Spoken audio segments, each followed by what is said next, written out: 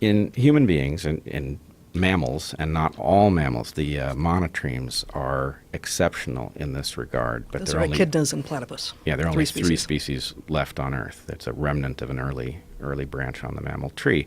But in most mammals, like us, we have chromosomal sex determination, and males are XY and females are XX. In birds, the situation is exactly reversed, as it is in butterflies. So what that tells you is that to the extent So that by reversed, what Bret means is, and we just use different letters just so as not to be confused, males are so-called homogametic, or WW, whereas in mammals, females are homogametic, XX. And in birds, males are homogametic, WW, and females are WZ, which means that female birds can't clone themselves as the way that, say, a Komodo dragon could.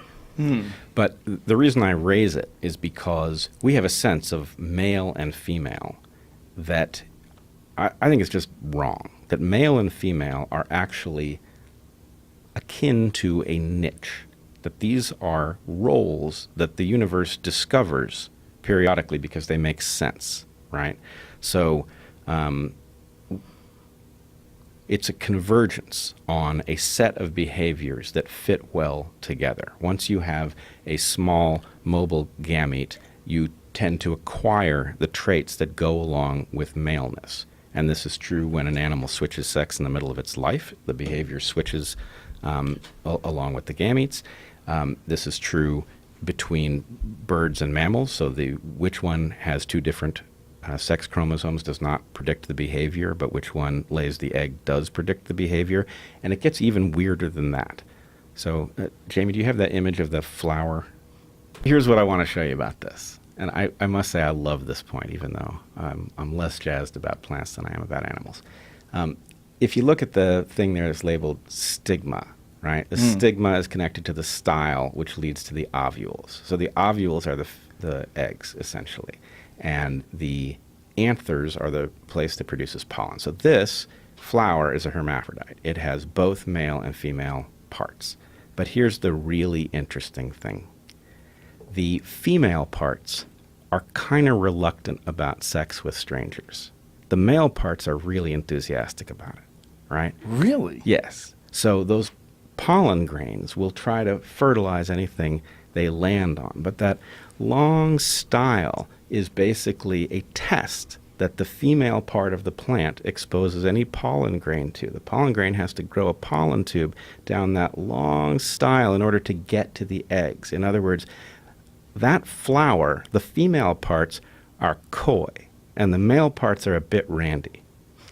Now, this is one plant. This is one flower that does not agree with itself about how enthusiastic to be about sex with strangers. Well, and you can predict this just on the numbers, too, right? It's going to produce, I don't know what, orders of magnitude more pollen than it has ovules to be fertilized. Right. So it's only got a few chances at picking the right pollen to be fertilized, but the pollen can be broadcast and go anywhere.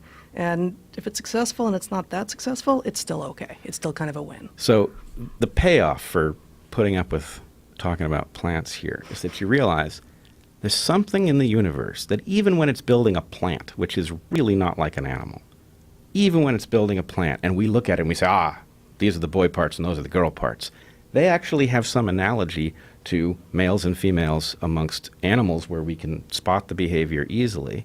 And that is mind-blowing because, you correct me if I'm wrong here, but the common ancestor between these plants, these land plants that have pollen and ovules like this, and animals that have eggs and sperm, the common ancestor is a single-celled photosynthetic ocean creature, a single-cell creature. It's not. I think so. It's I'm not not sure. a common. It's not a complex creature. So what that means is that two totally different clades that are built around totally different rules, at the point they get around to spitting out something that looks like two sexes, it recovers some of the things that we as human beings are familiar with from Shakespeare, right? The point about male and female is so general that it even covers plants. And then, okay, that's true.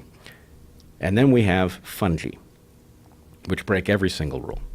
They don't look anything like this. They do have stuff that we would regard as different sexes, but they can have like 50, I think there are even hundreds of mating types in some species of fungi. So it's not that the universe says this is the only way to organize a creature, but it does say this is the way a creature will be organized if certain things are true, like there's something egg-like and something sperm-like.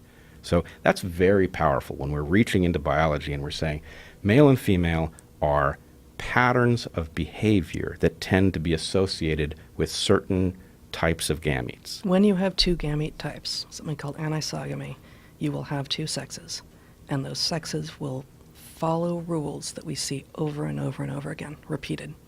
Plants, animals,